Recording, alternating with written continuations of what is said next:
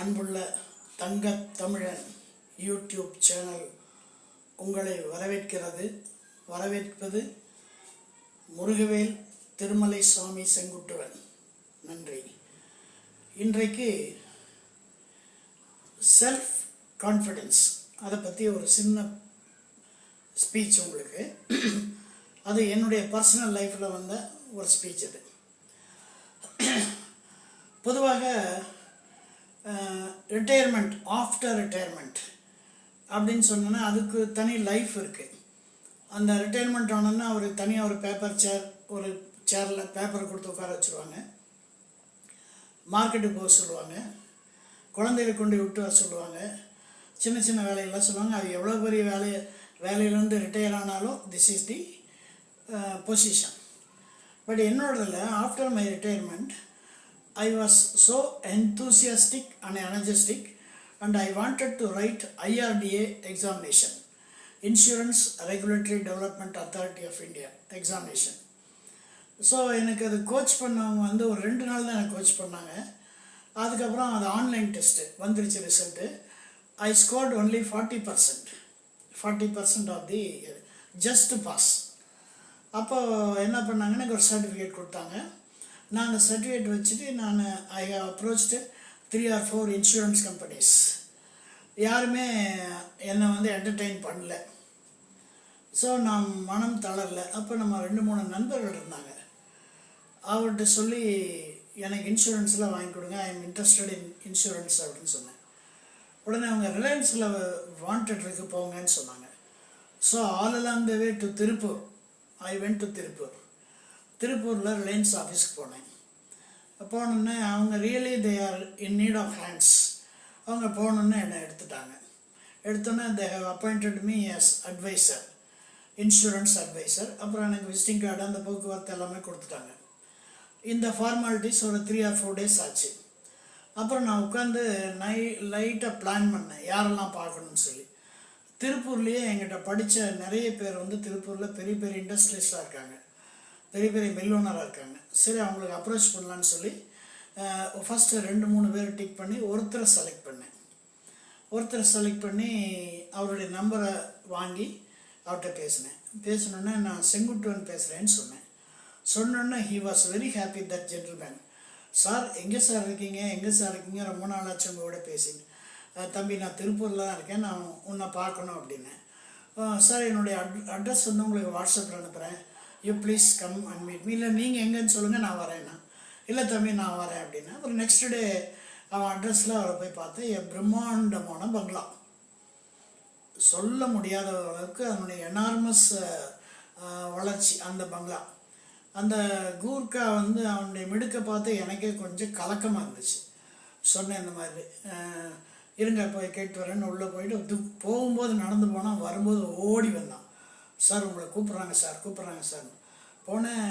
என்னுடைய ஸ்டூடெண்ட் வெளியே நின்று 2 கை நீட்டி என்னை வரவேற்று எனக்கு I was very happy also. It was the time in the morning, ஒரு 8:45 இருக்கும். அப்புறம் sir, why can't we have பிரேக்ஃபாஸ்ட்னா, ஆல் ரைட் அப்படின்னோடனே வி ஹேட் அவர் பிரேக்ஃபாஸ்ட். அது ஒரு நல்லா முடிஞ்சுது. அதுக்குள்ளே அவனுக்கு ஒரு 10-15 ஃபோன் கால்ஸ் வந்துச்சு. அட்டன் பண்ணி ஐ எம் பிஸின்னு சொல்லிட்டு இருந்தான். கடைசியில் ஒரு இடத்துல நான் 11 o'clock ஷார்ப்பாக வந்துடுறேன்னு சொல்லும்போது எங்கள் டைம் 10:30. நான் சொன்னேன், தம்பி நீ பிஸியாக இருக்க, நீ கிளம்பு, இன்னொரு நாளைக்கு பார்த்துக்கலான்னு. இல்லை சார், சொல்லுங்கள், ஏதாவது நான் பண்ணணுமான்னு கேட்டான். இந்த மாதிரி நான் ரிலையன்ஸ் இன்சூரன்ஸில் அட்வைஸராக இருக்கேன், எனக்கு ஒரு சின்ன பாலிசி அப்படின்னேன். ஒன்றுமே சொல்லவேன். நாளைக்கு உங்கள் காலையில் 9 o'clock உங்கள் ஆஃபீஸ்க்கு வரேன் சார் அப்படின்னா. அதே மாதிரி காலையில் 9 o'clock ஷார்ப்பாக நான் கூட ஒரு 5 or 10 minutes லேட்டாக போனேன். That boy was waiting for me. வந்தோடனே first he gave me 25,000 policy per year, 25,000. அப்போ எங்களுக்கு 40% எங்களுக்கு கமிஷன், அதாவது 25,000னா 10,000 ரூபா commission. That was the big amount after my retirement. I was actually shed in to tears அந்த அமௌண்ட்டை பார்த்தோன்னே. அப்புறம் this is the first leg to me. அதுக்கப்புறம் அவனே 2-3 பேர் இன்ட்ரடியூஸ் பண்ணி I scored very good business. ஒரு வித்தின் 3 or 4 monthsக்குள்ளே ஒரு கிட்டத்தட்ட ஒரு 40 lakhs கிட்டத்தட்ட பிஸ்னஸ் அச்சீவ் பண்ணிட்டேன். அச்சீவ் பண்ணோன்னே எனக்கு தாய்லாந்து, பேங்காக், மலேசியா, சிங்கப்பூர் அந்த ட்ரிப் என்னை கூட்டிகிட்டு போனாங்க. அது that was the first time in my life I am boarding on a flight.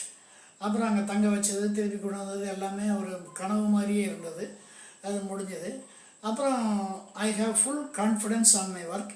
எங்கே வந்து 3 ஸ்டார் சொன்னாங்க. எஸ் நாங்கள் 3 பேர், எஸ் 3 பேர் இருந்தோம். அதனால் ட்ரிபிள்-எஸ்ன்னு எங்களுக்கு பேர். நல்லா பிஸ்னஸ் போயிட்டு இருந்தது. அப்போ ஒரு நாள் வந்து எனக்கு I had come across my student. She was a magistrate. She was returning from Chennai. அதே ட்ரெயினில் நான் திரும்பி வந்துட்டு இருக்கும்போது வி மெட்டு. அப்போ சொன்னேன், அம்மா நான் உங்களை பார்க்கணுமே நேரில் அப்படின்னேன். இதுக்கு என்ன சார், நீங்கள் எப்போ வேணால் வரலாம், என்னோடய குவார்ட்டர்ஸ் அங்கே ரைஸ் கோர்ஸ்லாம் இருக்குவாங்க அப்படின்னு. அப்படி சரின்னா டைம் ஃபிக்ஸ் பண்ணிவிட்டு ஒரு நாள் காலையில் போனேன். போகும்போது 9:30க்கு வர சொன்னாங்க. 9:30க்கு போயிட்டேன். Somebody was waiting for me before hand. எல்லாம் உட்காந்துட்டு இருந்தாங்க, நானும் உட்காந்துட்டு இருந்தேன். I was not called in. But என்னை தவிர எல்லாத்தையும் கூப்பிட்டு பேசி அனுப்புகிறாங்க. நான் வந்து ஐ சாட்டிஸ்ஃபைட் மைசெல்ஃப். எங்கூட நிறைய பேசணுங்கிறதுக்காக அவங்கள கூப்பிட்றாங்களாக்குன்னு நான் வந்து I come to the conclusion. ஒரு ஆஃப்டர் 20 or 30 minutes அவங்களே வெளியில் வந்தாங்க. சார் வாங்க சார் அப்படின்னு கூப்பிட்டு போனாங்க. கூப்பிட்டு போனால் முன்னால் ஒரு சோஃபா, அதில் உட்கார வச்சாங்க. அவங்க ஒரு ஹோட்டலில் உட்காந்தாங்க. சொல்லுங்கள் சார் எப்படி இருக்கீங்கன்னா, நல்லா இருக்கம்மான்னு. என்ன சார் சமாச்சாரம்னாங்க. இந்த மாதிரி அம்மா நான் ரிலையன்ஸ் இன்சூரன்ஸில் இருக்கேன், ஒரு பாலிசி அப்படின்னு ஆரம்பித்தேன். இவ்வளோ தான்ப்பா சொன்னேன்னு நம்ம லவக்குன்னு சீட் விட்டு இருந்துச்சு. Sir I don't have any belief in the insurance companies. All they are not good. Only LIC தான் நான் போட்டிருக்கேன், அது எனக்கு போதும். அதனால் நீங்கள் வந்து தயவு செஞ்சு எனக்கு பாலிசி கேட்காதீங்க அப்படி. எனக்கு ஐ வாஸ் எ பிட் அஷேம். இது வரைக்கும் அந்த மாதிரி ஒரு ட்ரீட்மெண்ட் நான் எதிர்பார்த்ததே இல்லை. I was shocked also. அப்புறம் சரின்னு ஓகேம்மா இட்ஸ் ஆல் ரைட் அப்படின்னு சொல்லி என்னோடய ஃபைலெல்லாம் மூடிட்டு சூட் கேஸில் வச்சு எழுந்திரிக்கும் போது அந்த பொண்ணு சொல்லிச்சு, உங்களுக்கு நான் 1 lakh இன்சூரன்ஸ் போட்டால் உங்களுக்கு எவ்வளோ கமிஷன் வரும்னு கேட்டுச்சு. சொன்னேன், ஆமாம் எனக்கு 1 lakh போட்டிங்கன்னா எனக்கு ஒரு 40,000. அப்போல்லாம் 40,000 கமிச்சு, இப்போல்லாம் கம்மி பண்ணிட்டாங்க, 40,000 வரும்னு. அப்படியா அப்படின்னு, கொஞ்சம் இருங்க சார் அப்படின்னு நேராக உள்ளே போச்சு. I was little bit happy that she is going to have some insurance policy. போனோன்னா ஒரு ஆள் வந்தான், உள்ளேருந்து வந்தான். அவங்ககிட்ட ஒரு செக்கு, அந்த செக்கில் என்னோடய நேம் போட்டு அதில் 40,000 எழுதி கையில் போட்டு கொடுத்துருந்தது. என்ன இது அப்படின்னு சொல்லி கேட்டேன். இல்லை அம்மா அவங்களுக்கு கொடுக்க சொன்னாங்க அப்படின்னா. அப்புறம் நான் ஒரு 2 நிமிஷம் தான். அந்த சமயத்தில் என்னுடைய மனநிலை வந்து எப்படின்னு சொல்ல, அது விவரிக்க முடியாத ஒரு வருத்தமான சூழ்நிலை. என்ன நான் பேலன்ஸே பண்ண முடியல. ஏன்னா I was such a type that என்னுடைய டியூரிங் மை பீரியட் ஃபுல்லாக என்னோடய கமாண்டிங் பீரியடாகவே இருந்தது. Because of my heredity, father was a gazetted officer. அந்த மாதிரி இருந்ததுனால இது வந்து எனக்கு ஒரு இன்சல்ட் மாதிரியே ஃபீல் பண்ணேன். அப்புறம் கொஞ்சம் கழிச்சு நம்ம கிளம்பி வருமா நின்றுட்டு இருந்தேன். என்ன சார் நீங்கள் இன்னும் போகலையான்னு கேட்டுச்சு அடுத்த கேள்வி. நான் சொன்னேன், இல்லைம்மா 2 நிமிஷம். சொல்லுங்கள். இல்லைம்மா எதுக்கு இது கொடுத்துருக்கீங்கன்னு. இல்லை சார் நான் சொன்னேன் இல்லையா, எனக்கு இன்சூரன்ஸ் மேலே நம்பிக்கை இல்லை சார், அதனால் நீங்கள் உங்களுக்கு வந்து கமிஷன் வந்துலாம் போயிடக்கூடாதுங்கிறத கொடுத்தேன்னு சொல்லிச்சு. அப்போ தான் என் தன்மானத்துக்கு ஒரு கேள்விக்குரிய அமைஞ்சது அந்த அந்த இது. உடனே நான் என்ன பண்ணேன், அந்த செக் எடுத்து பின்னால் திருப்பி வித் தேங்க்ஸ் என்றும் அப்படின்னு சொல்லி எழுதி என்னுடைய கையெழுத்தை போட்டு திருப்பி அந்த அம்மாட்டே கொடுத்தேன். என்ன சார், இல்லைம்மா என்னோடய பிளெஸ்ஸிங்ஸ் உனக்கு இருக்குது, நீ வச்சுக்கோ அப்படின்னு சொல்லி கொடுத்துட்டு விட்டுட்டு வந்து என்னுடைய பைக் எடுத்துகிட்டு வீட்டுக்கு வந்தேன். வீட்டுக்கு வந்து 3 days என்னால் வந்து என்னோடய ரெகுலர் டியூட்டிஸை அட்டன் பண்ண முடியல. அதனுடைய எஃபெக்ட். பட் அதை பேலன்ஸுக்கு வர்றதுக்கு 3 days ஆச்சு. அப்புறம் நண்பர்கள்லாம் கன்வின்ஸ் பண்ணாங்க, இதான்ப்பா இன்சூரன்ஸ் லைஃபே இப்படி தான், பரவாயில்ல உன்னை பொறுத்த வரைக்கும் நீ நல்லா லீட் பண்ணி வந்துட்ட, இனிமேல் நம்ம பிளான் பண்ணலான்னு சொல்லி என்கரேஜ் பண்ணாங்க. அப்புறம் அதுக்கப்புறம் நல்லா நிறைய கமெண்ட் பண்ணி வின் பண்ணி 3 crores வரைக்கும் பாலிசி கொடுத்து வின் பண்ணி மேலே வந்து ரிட்டையர்மெண்ட், அதுலேயும் நான் ரிட்டையர்மெண்ட் ஆனேன். ஆனால் இந்த நிகழ்ச்சி மறக்கலாம். ஆனால் அதுக்கப்புறம் என்னாச்சுன்னா, இதுதான் ஒரு பெரிய சஸ்பென்ஸ். என்னாச்சுன்னா, நான் அந்த அம்மாட்ட 40,000 கொடுத்துட்டு திரும்பி வந்து கரெக்டாக 15th டேயில் I was shock to hear the news that woman was met with an accident and died. எனக்கு ரொம்ப மனசு வருத்தமாக போச்சு. ஏதாவது 2 நிகழ்ச்சி, ஒன்று இன்சூரன்ஸ் பண்ணியிருந்தால் நமக்கு ப்ரீமியம் கிடச்சிருக்கும், அதனுடைய வேல்யூ ஆஃப் பாலிசியோடது கிடச்சிருக்கும், எனக்கும் ஒரு திருப்தியாக இருந்திருக்கும். ஆனால் இந்த அம்மா எதுவுமே இல்லாமல், அப்போ இறைவன் வந்து எங்கே எப்படி விளையாடுறான்னு சொல்லி இது வரைக்கும் யாருனாலையும்